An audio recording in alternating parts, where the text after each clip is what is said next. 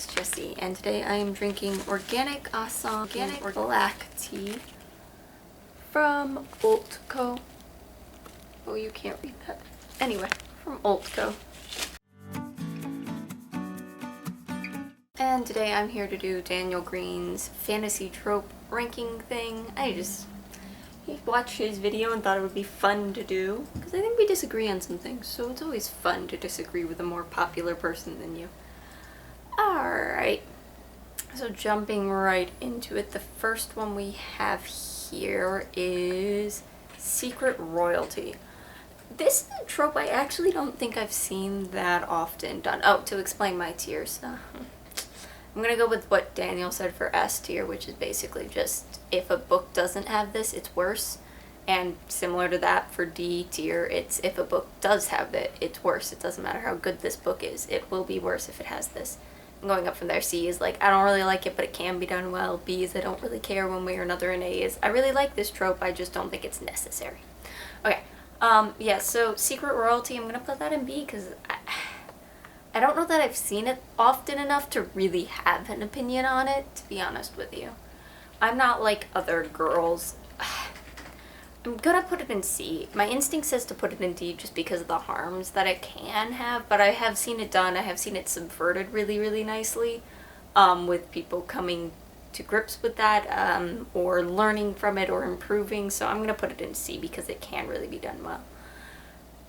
This is the Dark Lord trope. I'm gonna go ahead and put that in A. I actually really, really love a villain that's bad just to be bad, and that's kind of what the Dark Lord is. He doesn't have any motivations besides just being evil, and I think I like it, and I wish, I don't know, I feel like modern fantasy has gone away from that a lot, and I understand why, but I kind of miss it in a lot of ways. The Chosen One. Yeah, this is... I'm gonna put it in I really want to put it in D. I hate Chosen Ones. I hate reluctant Chosen Ones even more. Yeah, I'm gonna put it in D. I can't really think of an example where I saw the Chosen One and I thought it added anything of any significance to the story. This is the Evil King trope. This is one I think just because it's an older fantasy trope I don't see as much. Outright evil king, but I think I'm gonna put it in B. I don't really have a strong opinion on it. I think it can be done well, but it's not like my favorite thing ever or anything like that. The Remote Village is like a starting point, you know, starting like the Shire or the Two Rivers. I really like this. I think for me, ooh, no. I think for me, it feels really nice just because this is something that's very familiar to me, so the idea that like anybody can go on an adventure is kind of nice to me. It helps with that like self-insert part of fantasy. This is, what is this? Oh, Insta-love. I don't really care. I might have mentioned this once or twice before. When it comes to romance, I'm pretty okay just buying whatever the author tells me, unless it's something where it's like an actively destructive or unhealthy relationship. So insta-love doesn't really matter to me. I don't care. I'm not gonna like root for the couple, but I don't care. Good King's gonna go same. Actually, I'm gonna go put this in C. I like Good Kings less than Evil Kings. I don't know. It bores me a little bit to have, oh, I'm the benevolent king that's, and it's only ever used to offset the, it just doesn't really serve a purpose. Fantasy, what is the word? How did he phrase it? A magic city. So this is Tarvalon, Avalon. I like this. I think it kind of goes pretty hand in hand with that whole pastoral setting to start with, so I'm going to go ahead and put it in A. I don't think it's necessary for you to have a grand, epic, magical city in your story, but I really like it. Fellowship. Again, I'm going to put this in A. I'm going to put it higher in A, though.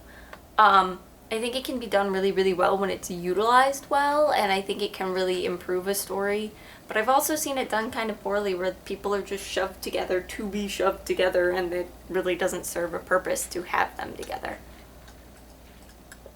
So that puts it in A. Prodigy characters. Yeah, that's straight up indie. This is, I hate this. I hate a character that's perfect at everything, and it usually goes pretty hand in hand with chosen ones. I like that he used Prodigy instead of, I don't know, Mary Sue. But yeah, I think it goes pretty hand in hand with the chosen one, and I think it's part of why I don't like the chosen one trope. Old wizard mentor types. I know this is super unpopular, but I'm putting it in C. I don't like this trope. I don't like a character that is so prevalent in the story but doesn't have any sort of growth or arc of their own is part of it. That's why, like, I don't like Iroh that much from Avatar. I mean, I like him, I just don't think he's this fantastic character because he kind of bores me. I hate characters specifically like Gandalf and Moraine at the beginning. Moraine improves. Moraine gets better. But who is a wise mentor or wizard trope, but they specifically are withholding information from the main characters, drives me up a wall. Gandalf is one of my least favorite characters in history. Dark forest, hidden, forbidden forest type thing. I love this. Daniel said in his video that it's like a weird trope, but he doesn't know where it came from. It came from fairy tales, Daniel.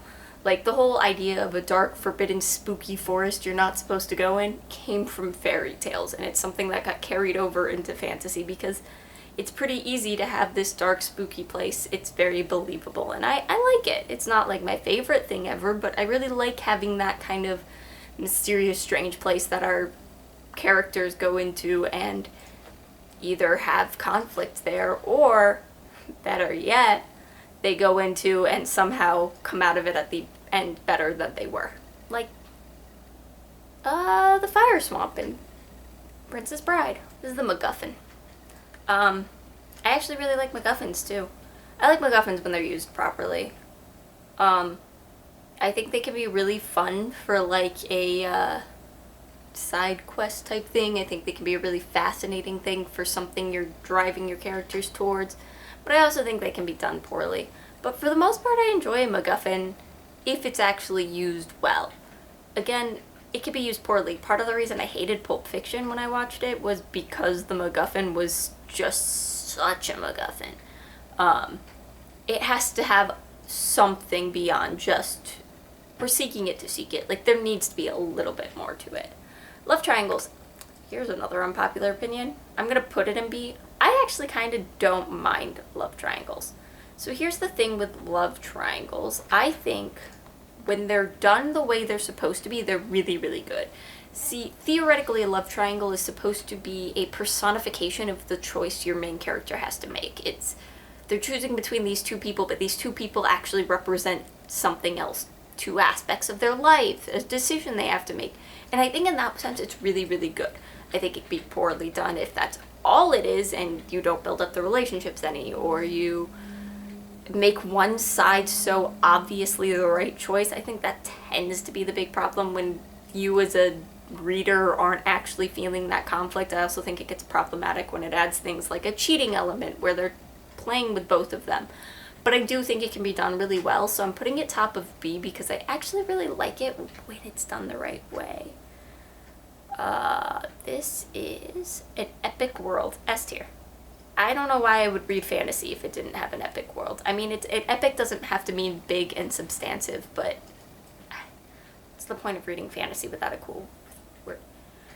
Grand epic final battle. Similarly, what's the point of reading fantasy if there isn't a cool showdown at the end? Cool battle, I'm gonna not use the word showdown there. If there isn't a really cool battle at the end, what's the point? The Quest. This one's another one in B just because it's something I haven't really seen, so I don't really have a strong opinion on. I mean, I guess maybe other than Lord of the Rings, I can't really remember the idea of a traditional quest. Somebody gave them this task and they had to do it kind of thing. I don't really have memories of, so let's be plot armor. This is a C. I know Daniel went on a whole thing about how it's necessary and you need to have it, but when it's bad, it's so bad. I think some authors have found very creative ways of working it in. Robert Jordan just gave it a word in his world and somehow made it work, except it doesn't work because not everybody... Anyway, I have very strong feelings on the concept of Tabarin. But overall, I just... Again, necessary, but it's so obvious most of the time. fair race. This is gonna go in D tier. I think, now, I gotta bump it up to C tier because of what I said at the beginning. I think it can be done well, but I think more often than not, it's not. And this could be, my opinion of this might currently be tainted because of Aragon, which did it terribly, but for the most part, it's used, one, it feels, vaguely racist, where the fair folk are always, Aryan ideals, but they also just have this undercurrent of exotic beauty to them that makes me uncomfortable. Generally, there's an uncomfortable romance between a fair first person and a human. It's just, I don't know. I think Aragon is coloring my opinion on this one, but it's still bad. Random horror scene. I love it. Is your book worse if you don't have it, though? No, it doesn't make it worse to not have it, but I really like that. One, I think I would really enjoy horror if I could find horror I like, which is a weird thing to say, but I keep trying different horror authors, and none of them are scaring me, and that's bothering me. But I really love just throwing that scene in there. It ups the stakes, it makes you feel involved, it helps you if you're already attached to the characters. It's just really gripping, especially when done really, really well. Okay, this is Final Showdown. This is like a one-on-one fight between the big bad and the main hero, and this is C tier for me. It's so overdone and boring. I like seeing it subverted. I like seeing, but it's also just so expected. And there's ways it can be done well, and I'm not saying it's always terrible, but it's just so boring. So give us a little something different. Make it a team effort. Make it somebody else gets the last shot. Make it something weird happens, not total like Deus Ex Machina, but something slightly unexpected happens, or have it be a more clever plan or whatever that takes down the bad guy, instead of just main good guy, main bad guy get in a fight and one of them wins and you know it's gonna be the good guy. Like, nah. And then this one is the cannon fodder, like, horde element. I don't think it's terrible. I just don't think it's exciting either. I'm putting it in bottom of B. I mean, this is another one where it's a little bit tainted for me insofar as, like, the origins of that kind of concept is a little iffy, but also just, I don't know. It's just necessary. Again, you need to have those middling people for your good guys to fight through to get to the bad guy to, like, kind of, but it just feels like it's there and it doesn't need to be all the time because the stakes aren't there. I mean, especially when you build them up so much at the beginning of your story, and then by the end of the story all your good guys are taking them down like it's nothing, and then they're just, at that point it becomes like, why are they even there? I think it's useful if you're doing like an army against an army thing, but if you have like one good guy has to fight through this army of orcs and they just go down like it's nothing, not good. Anyway, that's it for this video. There will be a link to Daniel's video in the description, as well as a link to his tier list so you can do it yourselves, and that's it.